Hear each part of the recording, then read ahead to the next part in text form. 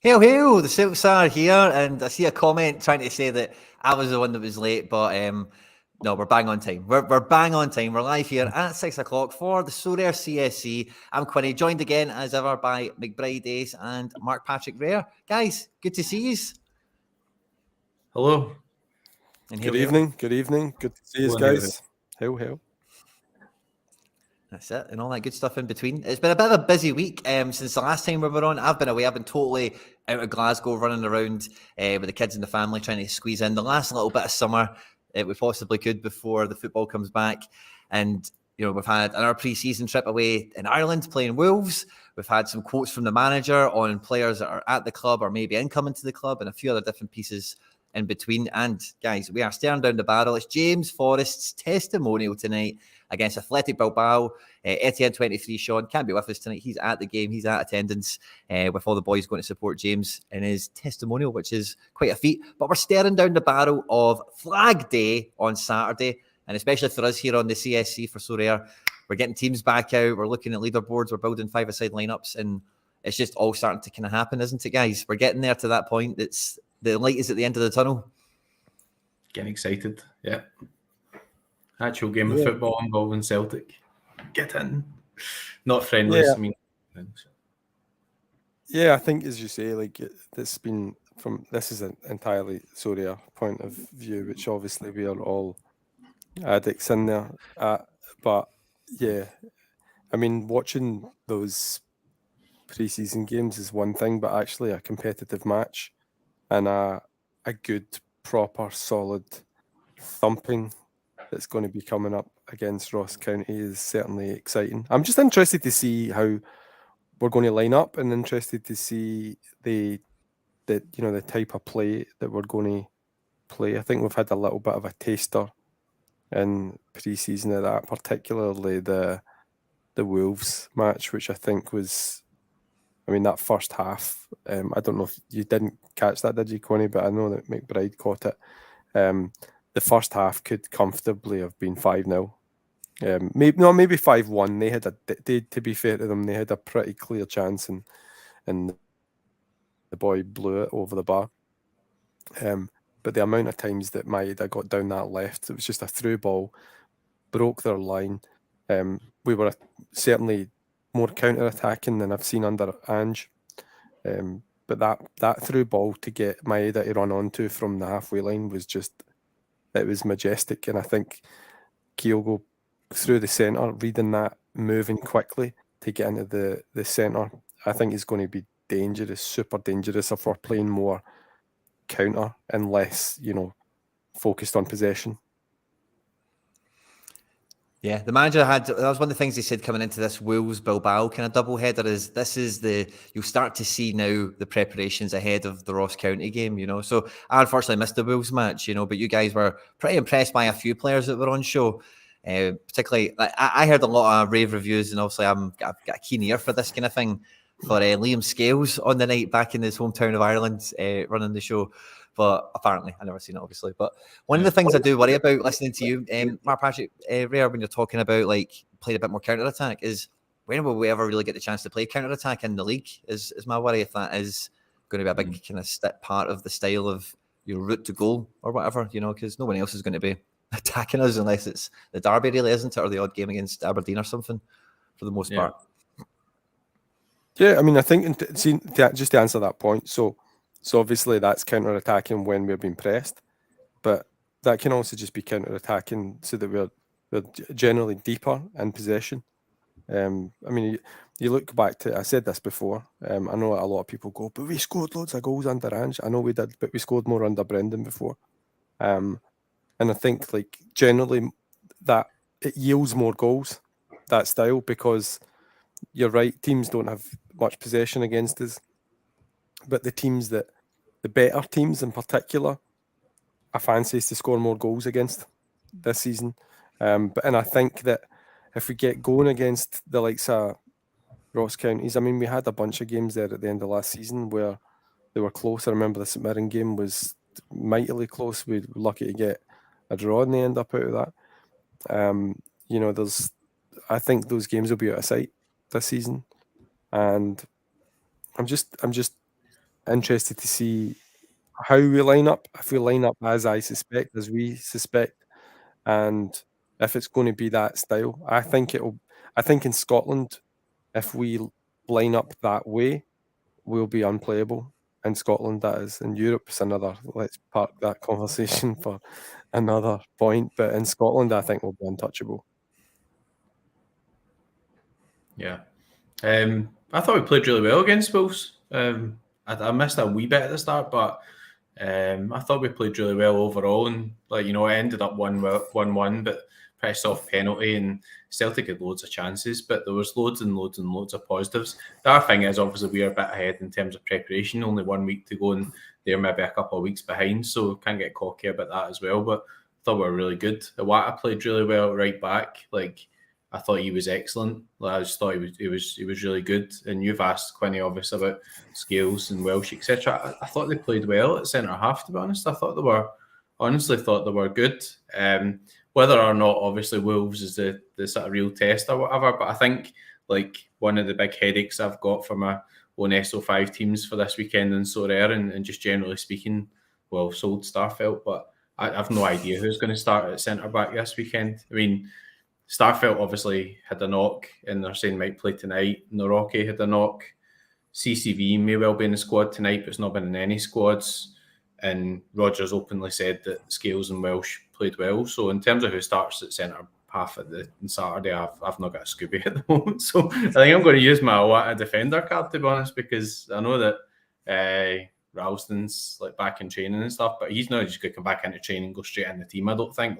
Iwata's played every game at right back, and he's been playing pretty well. So I think he'd be pretty nailed to at least play the first game at right back. And then the front six, I think have been excellent as well. Probably more so the front three rather than the midfield, if that makes sense. But Hatate's been his usual quality, but I think Abada's a huge plus. He's been playing.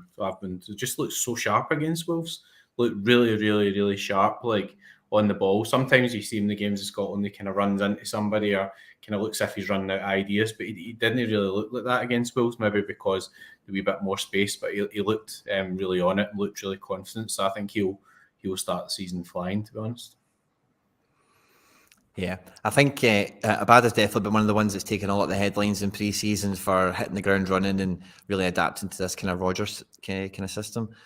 But yeah, I think, that from what I've seen into pre-season and, from what I kind of gather in from the Wolves game as well, it's been very firm. Another thing that's kind of been bedded in along with, some of these fullbacks that we've had as well. Because I forget, we've had Taylor and Bernabei as well on left.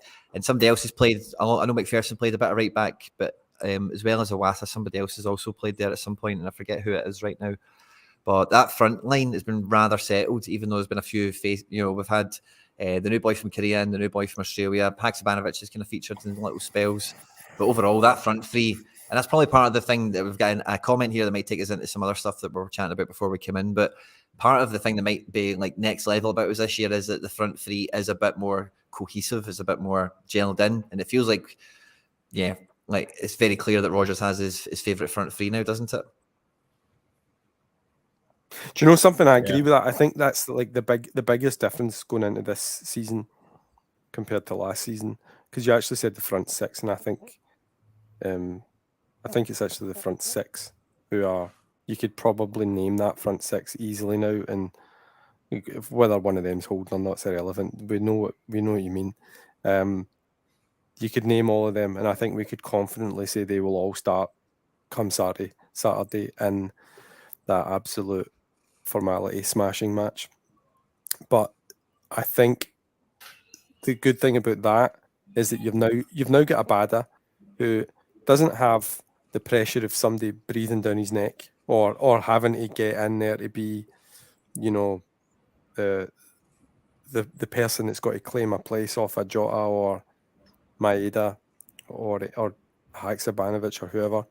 He's now the main guy on that right. That's absolutely abundantly clear. So maybe a little bit of that, just certainty for him will give him some confidence to know that, he can relax a bit. Not relax in that way where he's going to become complacent, but just relax and enjoy it a bit more and maybe express himself a bit more. I thought he was absolutely brilliant in that first half against Wolves. I think anyone listening to this show and is listening to me will already know that I'm entirely Maeda till I die, and I probably won't move from that position unless he has a drastic change.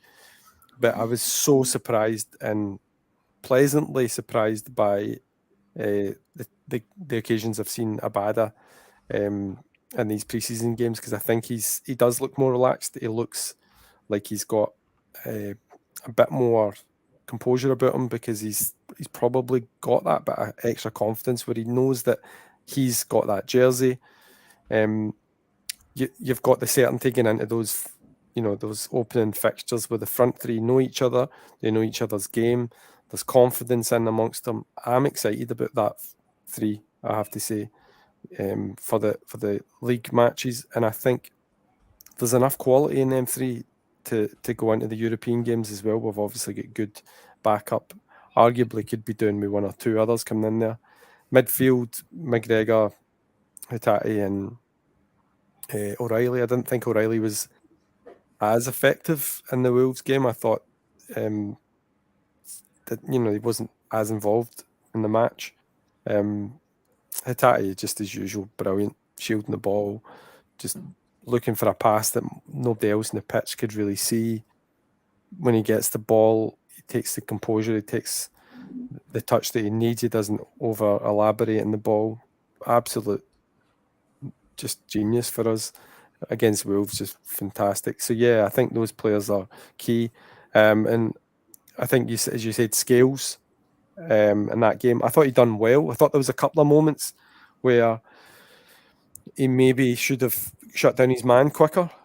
When I can't remember the boy who on the left hand side for Wolves was cutting in, I thought he could have pushed out to him a bit quicker, 2 or 3 occasions. I thought if they were maybe in their stride a little bit more, he might have caused his damage there. When he was in possession, I thought he was really good. So as a ball playing central defender, I think he could be effective if the plan is to keep him. My suspicion is that the plan isn't to keep him and he's going to be loaned out again or sold. Welsh, I've always liked Welsh. Actually, I just think he's I think Welsh at some point is a pure, let's call him a stopper, an old-fashioned stopper.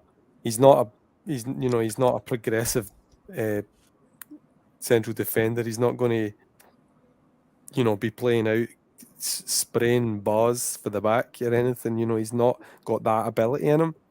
But as an old-fashioned stopper, I think he's a great no-nonsense defender. Useful to have in our squad, but is he going to play?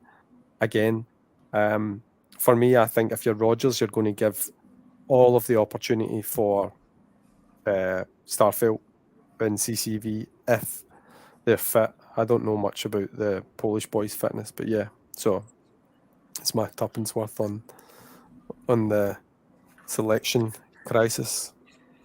Well, the manager came out recently, a few days ago, I forget what day it was exactly, saying that, quote, there will be no 15 to 20 million pound kind of players, which, number one, the first thing I thought is he clearly listens to our streams, because that's what we talk about, I think, is what we're going to be spending money on and where we're going to be doing it. So that was the first thing I thought, is Brendan's definitely listening, which is good. But the second kind of quote that kind of came out around all this stuff is Fabrizio Romano has been quoted as saying that he knows that Celtic are actively still in the market to replace Jota, which I did find, rather interesting, considering how, we're all quite in agreement that front six is very settled, very good, and probably one of the best things for this season is that when available, when possible, we play these guys together and really push them to the limits that they can reach with their ability on the pitch. So I do still feel that we're probably in the market to spend some money, but it really does beg the question, if you aren't going to go and spend that top end money, 15 to 20 million bracket, don't spend any money on the forward positions for me. Like the goalkeeper and some of these defensive problems that are the question marks that have to be resolved is definitely where the money should be spent. It feels like we've talked a lot about goalkeepers, and I just want to get a wee kind of 2 cents from you guys on Joe HART's performance against Wolves, because I know that did. I'm sorry, Vinny, we'll dovetail into this. Do you want the team news? Let's hear it. Siegrist Oh! Siegrist, Iwata, Carter-Vickers, Nawrocki, Taylor, Kwon, McGregor, Hatate, Forrests Maeda and Kyogo. So Starfelt is on the bench, so is Joe HArt, and all the other usual suspects. Abada Riley on the bench as well. So yeah, that's an interesting one. Well, it is a friendly though, so but there'll be people panicking now. With people panicking about Joe HArt and stuff now, but yeah, that's interesting. Joe HArt will play that game in the weekend. I've got no doubt about that. I think so as well. I think it's a friendly. You know, it's is that I mean, obviously this would favour me because I sold Starfelt, so it'll make me feel better about myself now. But that was my worry when I sold Starfelt on Sorare, the fact that we've spent $4 million in this guy who's come in, you know, or maybe he's just obviously giving guys minutes. But surely, if he intended in playing Starfelt on Saturday, he would have started them tonight. No, I don't know. If he's injured, that's the only thing. I have to say that feels to me Starfelt CCV start the weekend. That's my feeling from that there, because I get it that boy cost what, 4 million, the Polish boy. Starfelt. I think Kobayashi was too dissimilar, by the way. Kobayashi was about 3.5-4 mil as well. Was he not Kobayashi not a free transfer? No, we spent money on him. So I think the thing is that I think we can safely say CCV's back on Saturday, provided there's no obvious pushback on him tonight. I mean, he's already displayed that he can play through incredible pain barrier as he played, large parts of that season just gone there through pain. So I think he's going to play on Saturday. I can't see any doubt about that now. I think we're probably certain on Taylor, and that was good. I like that you've got that. So yeah, I think we're going to see Taylor starting, CCV, Iwata. I think Starfelt. I take your point. It could be a curveball.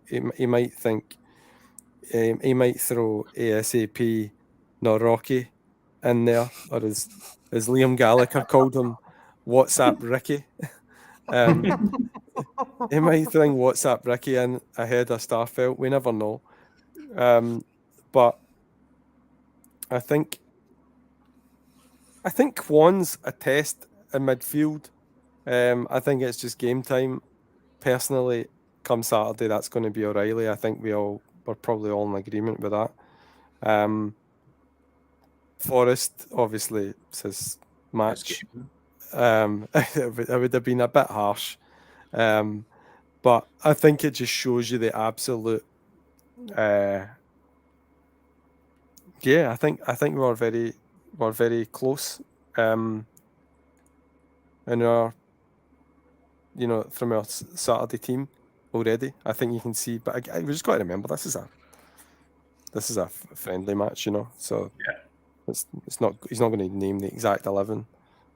Yeah, I think a big thing is actually seeing Vickers back. So obviously you were worried because he wasn't in any squads, but I hear that he was kind of training or he'd got some time with the B team or whatever. And obviously with that type of injury, I think it's kind of key now. Rodgers said that we'd be working towards Saturday, and Kyogo even has been managed a bit as well, maybe just looking after his shoulder and stuff. So I think actually looking at that, whilst I'm not really confident in terms of who else will start centre half, I'm confident on sort of Taylor, Iwata, and I'm confident. I think Vickers will maybe play 50 or 60 minutes tonight and then start at the weekend. And I think obviously the other changes would be Abada for Forrest and Riley coming into the midfield, particularly Ross County at home. Kwon looks if he does have something about him, but I don't think he's really going to be needed in a game against Ross County at home. Obviously, you're looking to open the door or unlock the door a bit in terms of how they'll maybe sit in.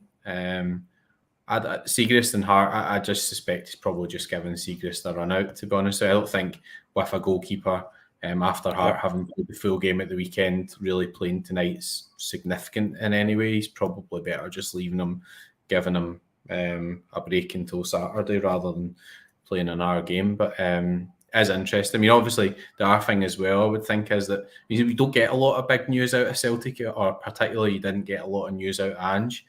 But I think Rodgers been quite honest in a lot of these interviews as well, whether or not he's been quite clever about it to maybe drive down some prices and transfers or whatever. But I think if he intended on starting Siegrist, you'd maybe get some wind of that before the weekend.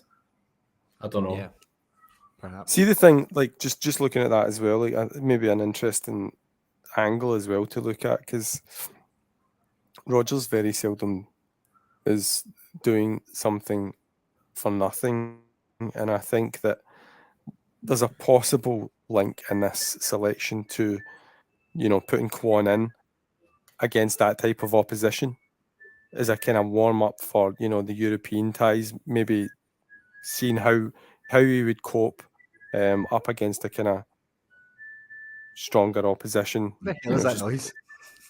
I don't know what that noise is. So that's my washing machine to say. What the hell is that? Your washing machine? There was a wee pipe on the background there. I don't even know how to use a bloody thing, to be honest. Rowdy Roddy pipe on. Jesus Christ, your washing machine. Sorry. Love it. I think it might have been, I don't know if it was on one of the streams or it was one of those videos I just stick out on the channel by myself, but like I was thinking with this Kwon when he came in that you might see, because Rodgers, as we'll know from the first time he came in and even all of his other teams, he's more of a Barca man than like an Ange Ball man, if you get me, or a Jurgen Klopp kind of vibe. He's much more of a tiki-taka Barca kind of inspired coach, as it were.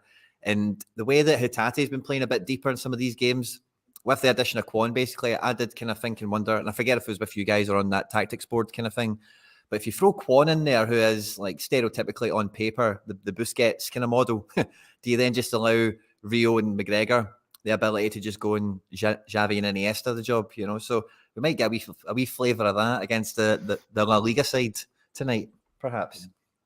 Yeah, that's exactly what I was thinking. You're absolutely right. That was entirely what I was thinking, which is just he just plays him as a complete six, just absolute sit there. Don't move, don't go beyond the halfway line. Just sit, play that ball, be absolutely disciplined. Make sure that you're in position to break the opposition press and out of possession. I think that's a very strong possibility. That, I mean, realistically, until the European games, we're not really going to have any sort of quality of this ilk to test us. So this is a good test. Bilbao have got some cracking talent, particularly in their forward areas. They've got the Williams brothers, who are both internationals, and amongst Munyayin and another number of talented players in there. So yeah, that'll be a good test to see how that Kwon does play and how our midfield shapes up. But I think it is going to be that. I think it will be him as the six, Reo and McGregor more further forward as Iniesta and Xavi, as you said. I'm just going to try and find the Athletic team just to see if it's actually out. I think the other thing there as well is, Iwata won't obviously play much at right back. You would expect it if Ralston gets fit.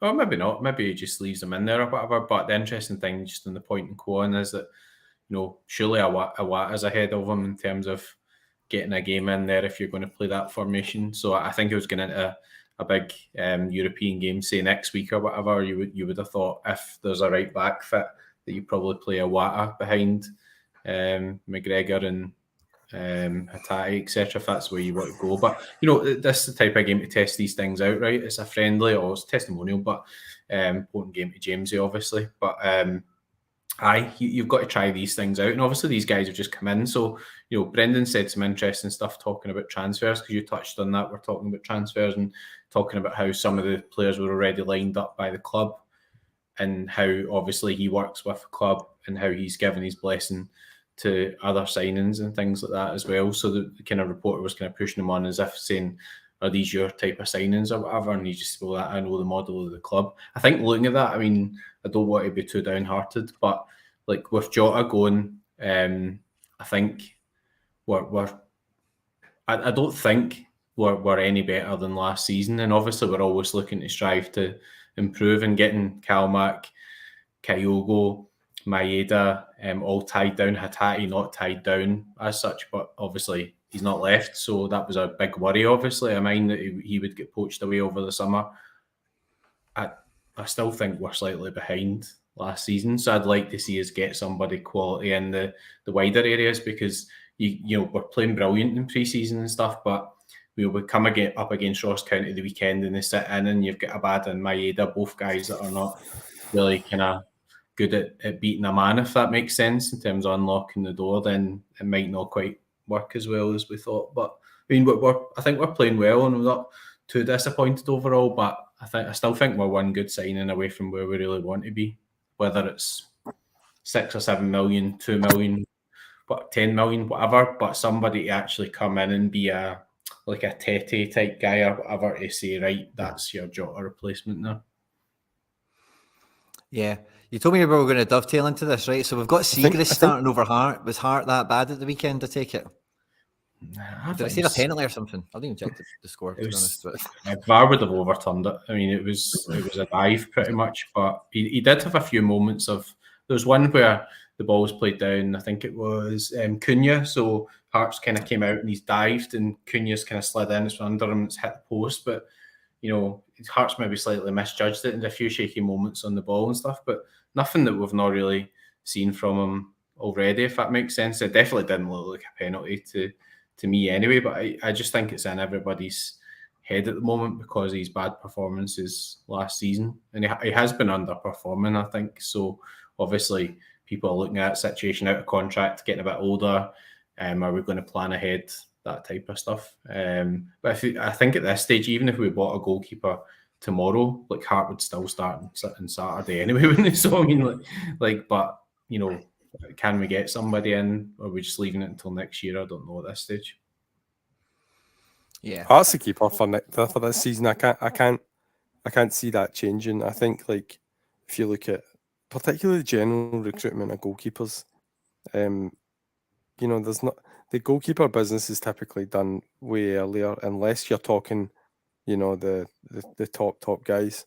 I can't see that now, because you would also... I think something that we need to remember as well, and particularly the way that Celtic do business, is that in order for a new keeper to come in, that would mean Hart either go or he sits on the bench. Can Celtic afford to have a goalkeeper on that amount of money sitting on the bench with another 2 goalkeepers who are getting paid to sit on a bench? I'm not so sure, which is why I think that something has to give in there. So I think Hart will be the keeper come Saturday, and I think he'll be the keeper for the rest of the season unless there is something seismic that happens. I think for anyone that's watched me on this, I'm not a big fan of Joe HART as a goalkeeper, and I think that I would agree with that. There are none of the 3 that are convincing. I don't think any of the goalkeepers that we've got at the moment are good enough, you know, particularly to play any sort of expansive style for Celtic. But I actually think, if anything, I would. Someone's mentioned about Seagrass there, and let's not forget, Seagrass, when he was at Dundee United, was absolute class that season before last. You know, he was, arguably the best keeper in Scotland. I think at that point there was a lot of us and, you know, various Sorare channels that were discussing him being the best value keeper in Scotland, depending on where he went. Because there was a lot of talk about him going down south as well, you know. So, but he picked the lure of the bench at Celtic, and he's got exactly what he wanted. He's sat on that bench, not played much at all, and I don't see that changing. But yeah, I think this is going to be a season of this. Brendan will get a season out of Hart, and then I think this is the end of the road next season for him, for absolute sure.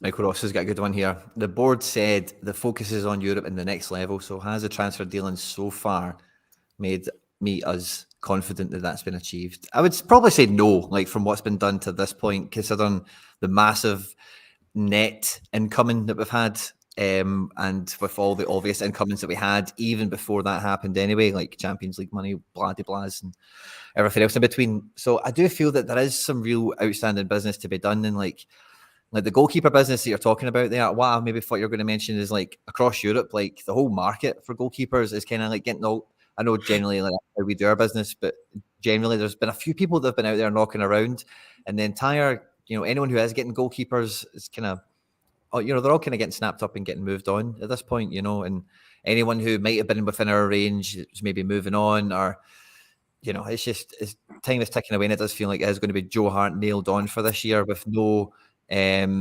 forward planning in place for beyond that, because you need to at least have those forward steps played out at this point.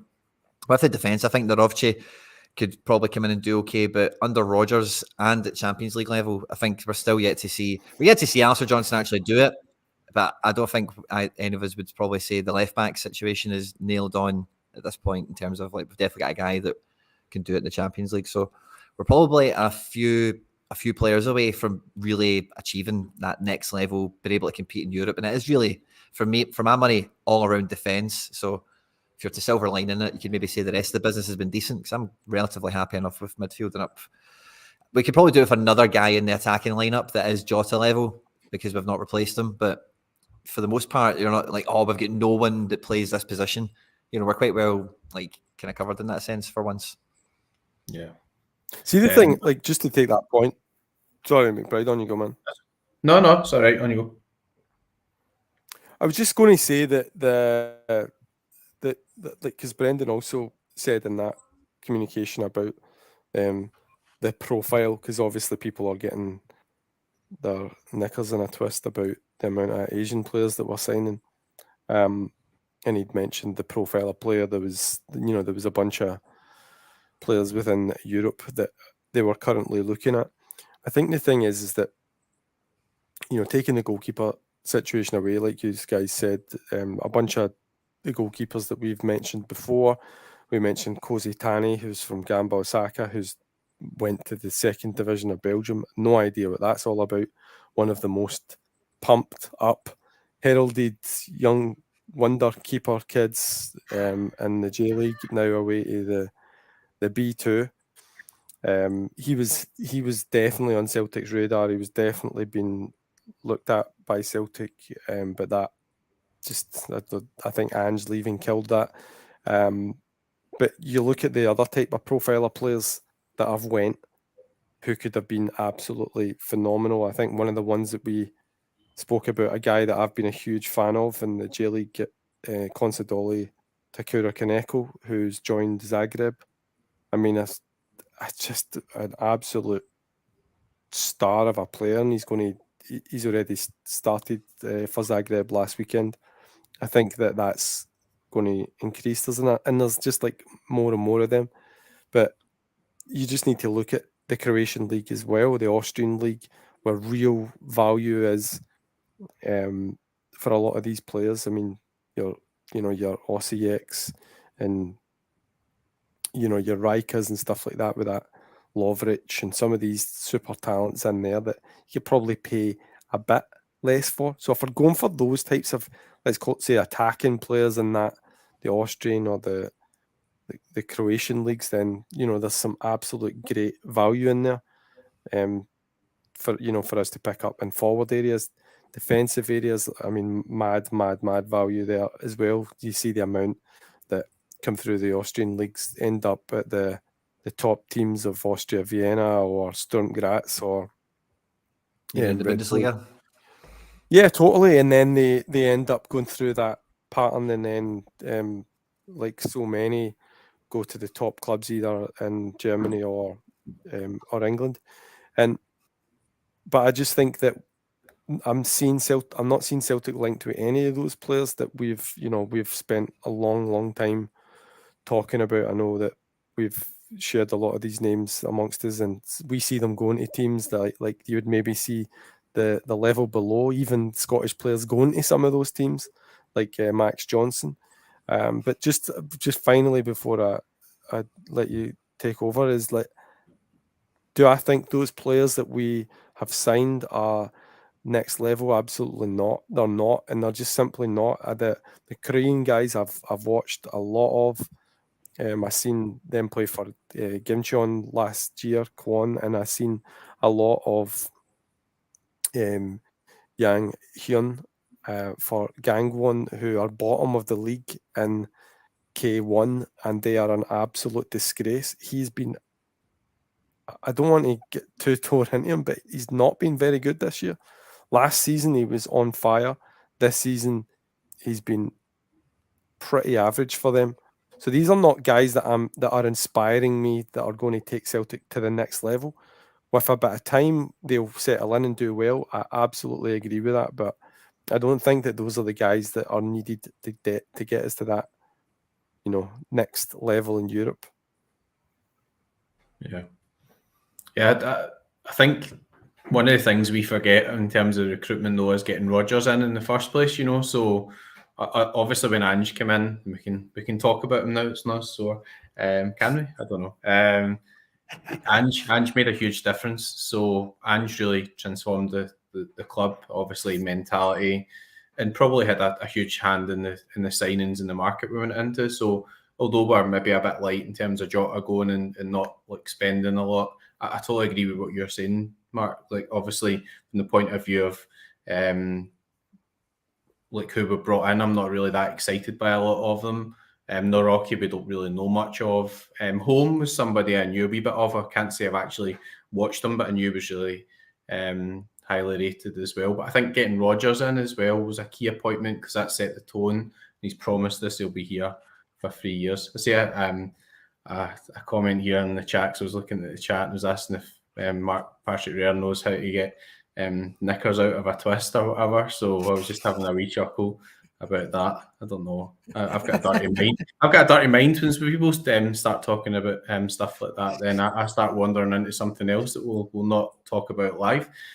But yeah, I mean, I think we've done really good work overall in terms of the squad and these different projects and everything that we kind of were working on. And obviously Hatate, when he came in, we knew him because we knew him through Sorare. We knew that Frontale were bashing people up. We knew there was loads of sort of talent and everything there, and we were excited by that. Kyogo came in, waking up that morning, we spent a lot of money on him. I couldn't believe we'd signed Furuhashi because obviously we, somebody we really knew through Vessel Kobe. But sometimes some of these guys are coming in and I didn't even really know who they were, which is not usually a good sign. But what Rodgers seems to be saying is that they're still working on things. So I think we've still got 4 weeks left in the window, and there'll be nobody coming in this week, but he did say there might be some movement after Ross County. So I think from that point of view, we've just got to let the club do their work. And with these big transfers and things as well, sometimes they take time. So we look at the Livakovic thing, right? Fenerbahce apparently have agreed to sign him. Dynamo don't want to let him go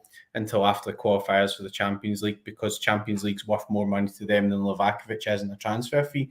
So we'd all like to get our work done early and have people in at the start of the window and all that type of stuff, but the market doesn't always really work like that. And you were right, Quinn, when you're talking about goalkeepers. Just come back to Joe HArt. Are you going to get a really good goalkeeper that's going to come in just now and say, well, you just sit on the bench for a year until Hart's finished?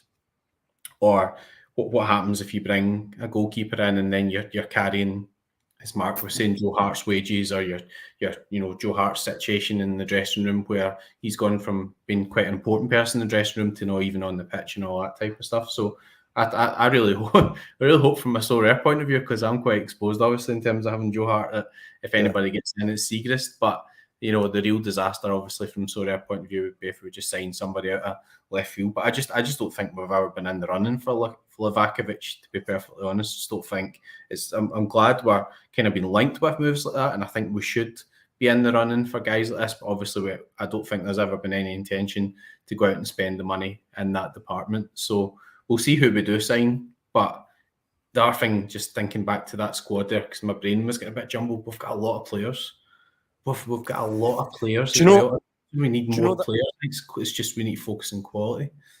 I think that's a key thing, like that and probably my reason for saying that, I mean, like, I remember last season I was getting tore into Haksabanovic and people were criticising me for saying that, and I think I've been proven to be correct. He's nowhere near people's minds for, you know, an attacking formation for this season, and it wouldn't surprise me that Brendan tries to either get him out on loan or sells him. Clearly, you know, I think he probably rates him to an extent, but clearly he'll be looking to strengthen in those areas to bring in someone, like you say, of more quality who you feel, oh, he might start, you know, as opposed to, all right, that's us now got 7 wingers.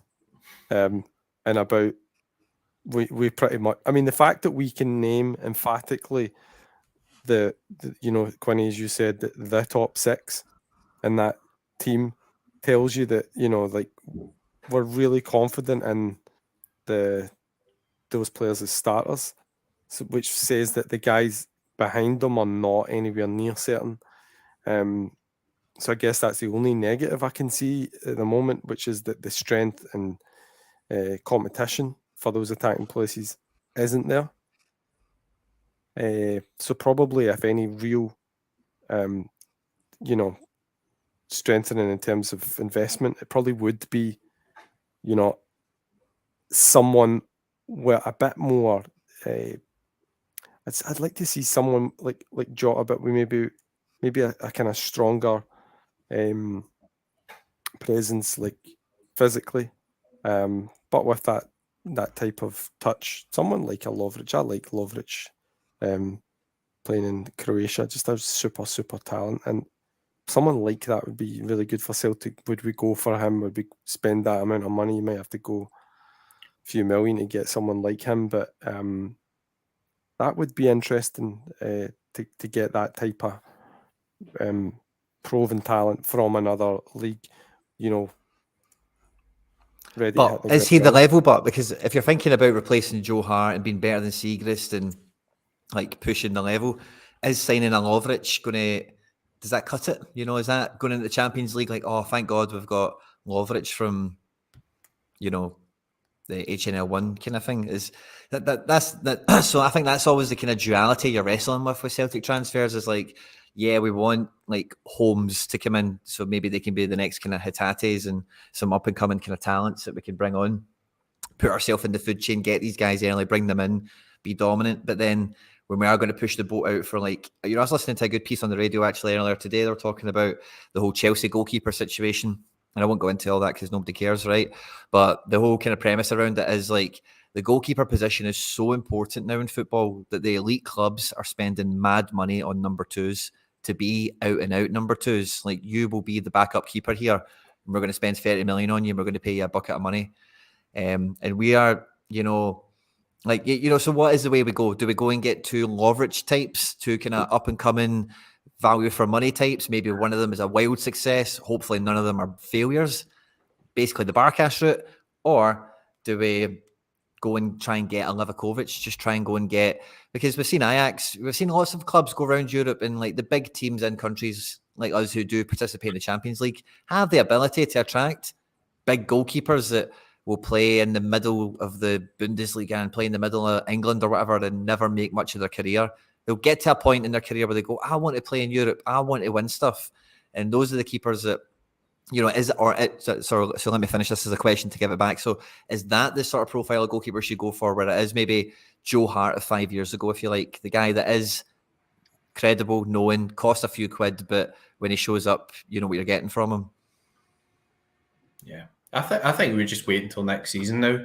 Like, I think that would be the most sensible thing. Like, I know everybody thinks we could improve the position with Joe HArt, but at the end of the day, he's under contract and he'll be on a good amount of money. And, you know, communally, after Barkas particularly, you know that's been a bit of a, I mean, that's a weird one. So we let him go on a free, and then he was supposed to be going to Turkey or whatever, and he's ended up back at Utrecht anyway. He's saying, why did you not just ask him for 500,000 or whatever? But anyway, I don't know. But I mean, I think the problem that we've got is we've got Bain, obviously, who would just seem to have there for some sort of formality for the Champions League rules or whatever. And, Siegrist was, I think probably was the best goalkeeper. When we signed him, he was best goalkeeper out with the Old Firm, and he was available in a free transfer, and he wasn't on a lot of money at Dundee United. I think that signing really made sense. But they're all guys who are there now, and they're all sort of under contract, and Hart's the one that's running down. On the team news, I don't know if you mentioned this earlier, but Unai Simon's in goal.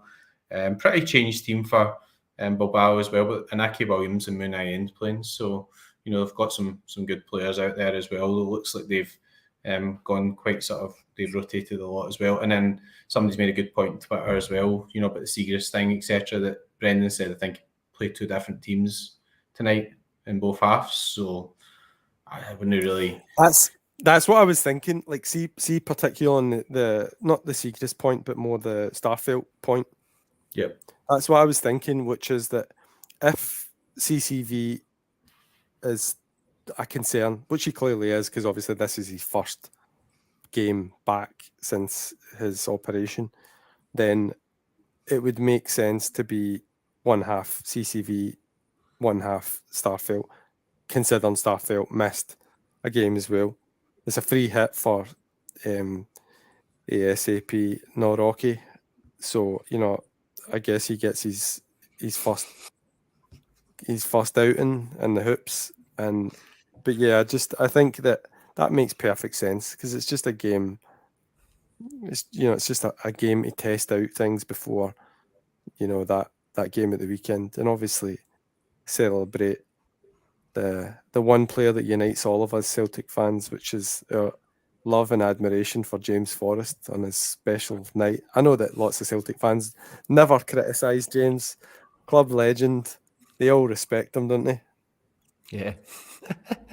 This kind of brings in the whole two teams over. It's a game of two halves. There's a nice comment that's come in here as well. Do we think we'll expect players to get past the 60-minute mark a wee bit more regularly this season? Yes. Hard to tell through pre-season, obviously, but yeah, I think so. Actually, do you know, probably my biggest criticism, man, I just hated that. I get the logic behind it, but it's just so uniform. I don't know if you guys watch a lot of J-League football as well, don't you? Not in the last year. Yeah, a bit on YouTube, yeah. Yeah, so there's so many teams that I remember, like the Nagoya coach, he was an absolute nightmare for that. Honestly, wanted to strangle him last season. Just every game, 60 minutes, didn't matter what was happening. He would just be subbing four guys, and you'd be like, "Go on and stop that." It's a very honestly, it happens in the J League all the time. So many teams do it, and it is a nightmare. Consadole do it a lot, but so I don't know if Ange just picked that up from there. It certainly wouldn't surprise me that he did, but there was some games that you were just like, this is not making sense just now. Can we just, and I know he's so ingrained to do that. But yeah, I don't think you'll see that under Rodgers, thankfully. And by the way, that's good from an SO5 standpoint for us as well, because our guys are going to be on the pitch longer, in my opinion. Yeah, I think that's a fair point, actually, because it obviously Hatate, you knew he would pretty much start every game, right? But he was coming off at 60 minutes a lot. And even if you just look at that, maybe extra 10, 15 minutes in terms of expected assists or AA or whatever, from a fantasy football point of view, that's not necessarily good. You're only playing 2/3 of the game. And obviously, favourite of mine, Matt O'Reilly. I'm a huge Matt O'Reilly fan. But if he's on corners or whatever, and you just actually give him a bit longer, then he's going to have more time to actually impact the game, etc. as well. And then you've still got a strong bench in terms of if you need a goal, last 15 minutes, that type of stuff. But I think it became, look, with Ange, I think he had a tactical approach to obviously keeping people fresh and pressing and things, and he just used that extra substitution opportunity as a way to rotate and work towards that, if that makes sense. But it did seem as if at some points it was just a specific plan rather than like a tactical thing for that game. It was like, oh, it's 60 minutes, let's take somebody off now, like even if there was no real need from it from a point of view of the game state or how you were playing or how you were dominating or whatever. But I think Rodgers will tinker less. I hope I'm right in that as well. But I think once you see the first couple of lineups here, interestingly, they've got Aberdeen away, then got Kilmarnock away in the Cup. So there's a Cup game quite early as well, and then there's a home game, then there's Rangers. So I think very early on you'll see the pattern of this is who and how we want to play, which we've seen a bit from the English as well. Aye. Yeah, it's good. It's a good one here from Thomas. Coming back to the goalkeeper paradigm, do we try and change the script and spend money and get somebody proven like another Kovac, or do we go back to the kind of the Moneyball kind of analysis kind of aspect of it? And not just Thomas, but I think somebody else said it as well. Yeah, Michael reckons that we are going to be once bitten, twice shy on the goalkeeper market. I think that's too short-sighted for a club. You know, you can't never go through the history of football of not spending money on a goalkeeper because one transfer never panned out. Although that whole transfer, like you referenced it, McBride, but I do feel that there's something fishy about that. Something mad fishy about how Utrecht couldn't pay us instalments for him, and they couldn't, because all their chat was, oh, he's on too much money, nobody can afford him. Well, he agreed terms eventually, so we obviously had the ability to, you know, pay him something he was going to accept. So I find the whole thing quite unusual, and because of probably the way Celtic normally like to balance their books, maybe they are just going to write off Barkas against Joe HArt in terms of economically. They've had Joe HArt for free.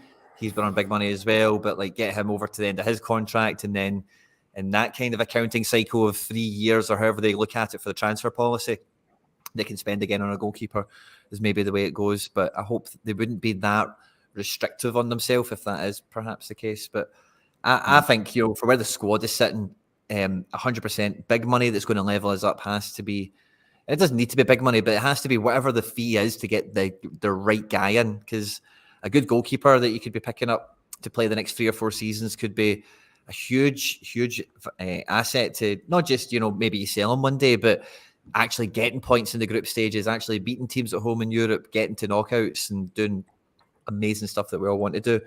You know, goalkeepers are mental. You need the right kind of mental. I think the thing is that like at the moment, we need to remember that Livakovic is, you know, playing for Zagreb, and Zagreb aren't a Diddy team. Although we did think so many years ago when we played them when Mark Viduka was there. Zagreb are an elite club side, and you know they're producing elite players now. And of course Livakovic is the goalkeeper of the national team as well. So that's a huge draw. You know, he's got massive interest in him, and rightly so. You know, and I think like in order for Celtic to get him, it has to be something a little bit more than just, you know, the same old that they've been doing and mismanaging for long enough. You know, where, I mean, the list goes on and on and on and on. Where Lawwell and Desmond have been praised for incredible work that they've just simply not done and dropped the ball in many transfers. I'm not convinced that they are, you know, they are the people to manage those contracts. Those recruitment processes. And if you look at the Barkas situation in itself, it only proves that to me, that feels like an emotional statement, which was tear his contract up. Just tear it up, end it, finish it. In the same way that we gave Lee Griffiths a contract for a year when he was absolutely not in any position to get in a football pitch, never mind get us the 30 goals or something like John Hartson thought he would. So, yeah, I think that I would love to believe we would go after a goalkeeper of the level of a Livakovic, because I think we all agree he's a world-class goalkeeper. He proved that at the World Cup. Love to see him at Celtic Park, but he's not coming, is he? Yeah.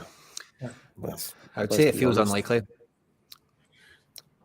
Yeah, I think Fabrizio gave him the here we go and everything, and then everybody's probably just stirring up rumours on that now because it hasn't gone yet. But everybody who actually reads the reports on that, I've seen that it's just because Zagreb don't want to sell him just now.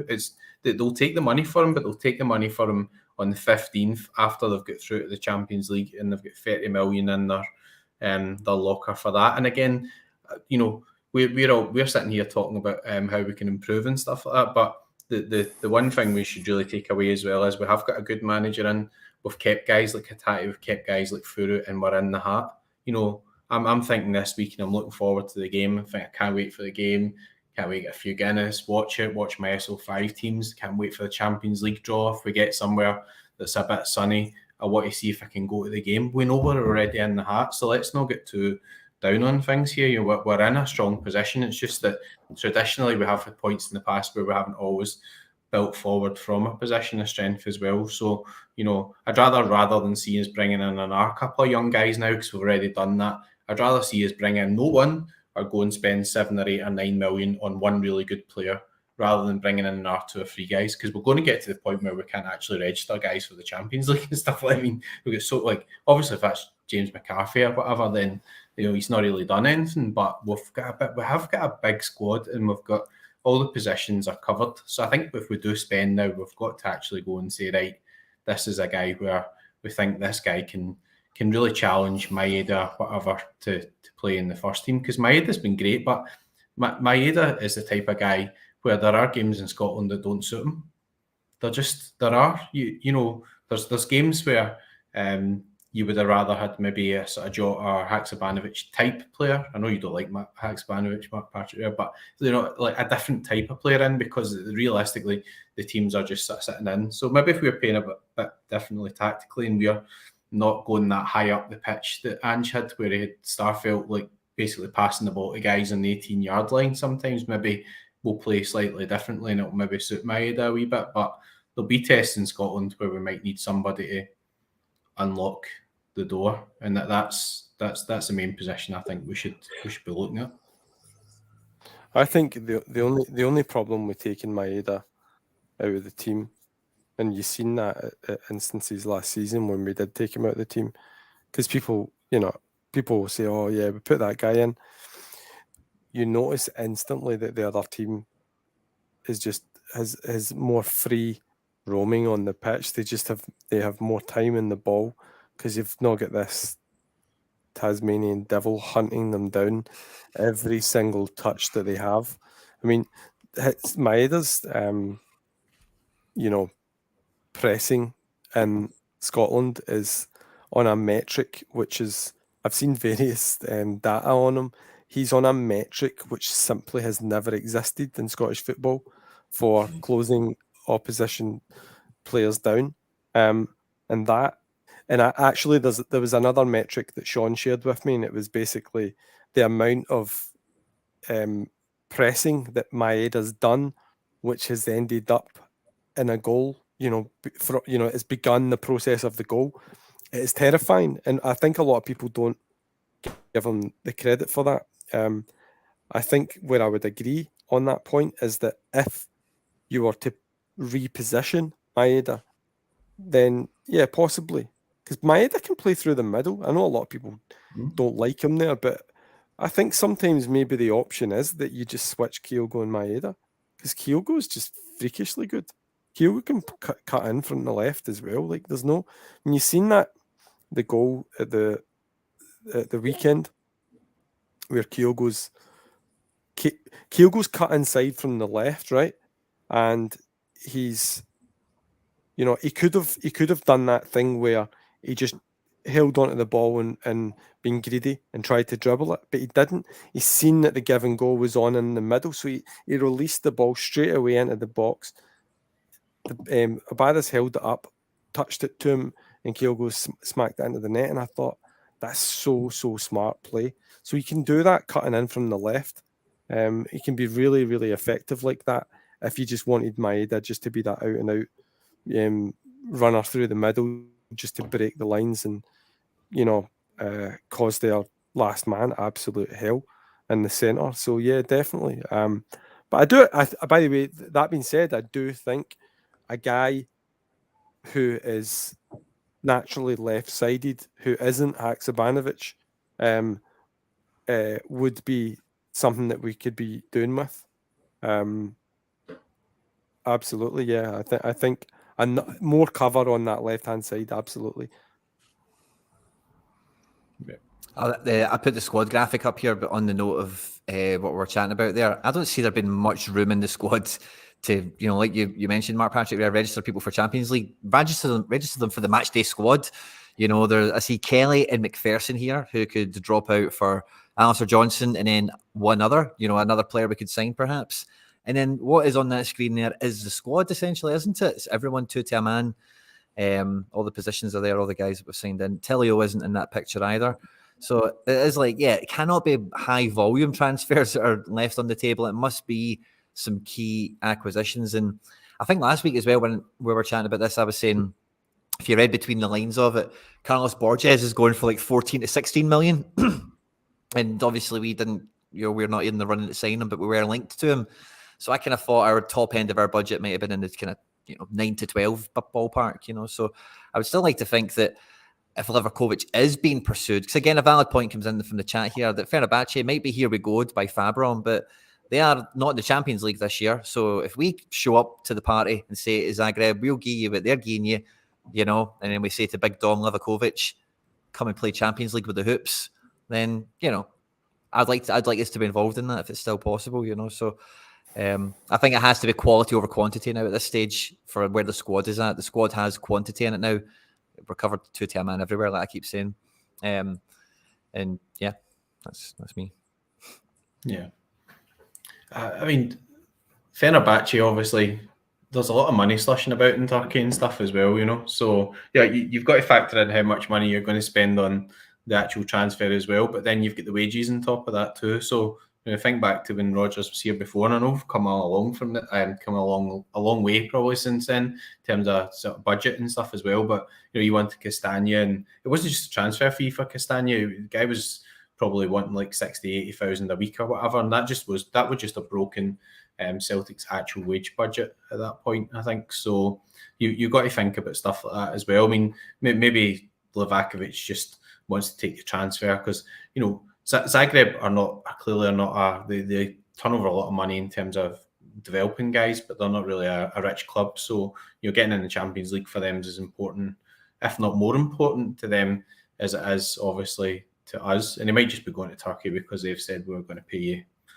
70,000 a week or what, because it might be something like that. Because we all laughed when the first thing that came out when Jota about going to Saudi Arabia, and I was like, it's probably just a load of rubbish. And then you see he's getting paid like £190,000 a week or whatever. And we're a big club, but at the end of the day, there's things in Scotland that hold us back, and we don't have the size of budgets that a lot of clubs have for various reasons. So there we go. But I think Livakovic, we've talked about him a lot, but I just don't think that's. I just can't see it. Honestly, I just can't see us getting that deal done at the stage that they're at with it. So I think we're still forgetting about it.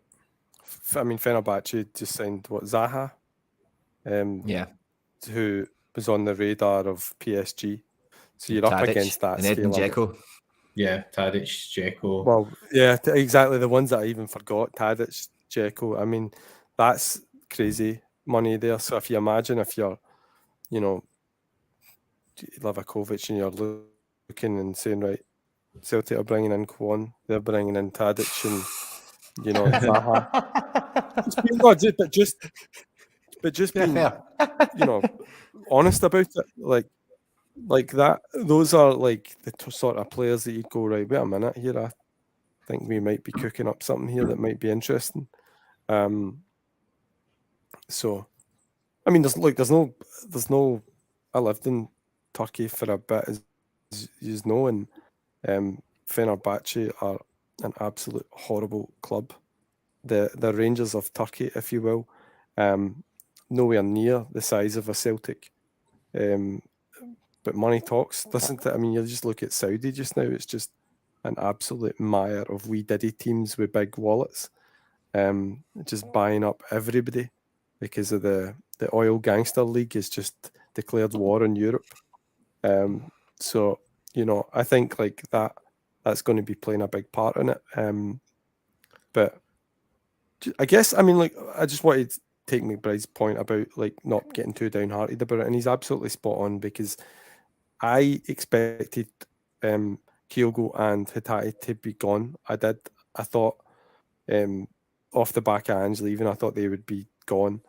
But I'm so delighted that they stayed, because I think that's like 2 new signings for us. They were, in my opinion, our 2 best players last season. So yeah, I think that's a huge thing. And I agree as well. I think as much as all of the sentiment against Brendan because of these previous shenanigans was really bad, but I think he's massive to get him back at Celtic, and I think he's going to do great. So generally, I'm optimistic, but to purely tackle are these players that we've signed filling us with enthusiasm, then sadly, no, is the honest answer. Fair. Yeah. I think that's fair. We're finishing there, lads. I think that's about us.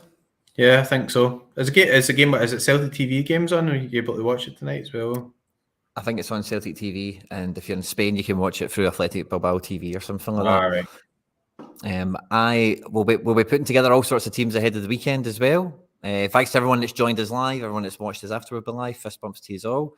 Hail to the chat. Hail McBride. Hail Mark Patrick Rare. Good to see you guys. Hail guys. Hail.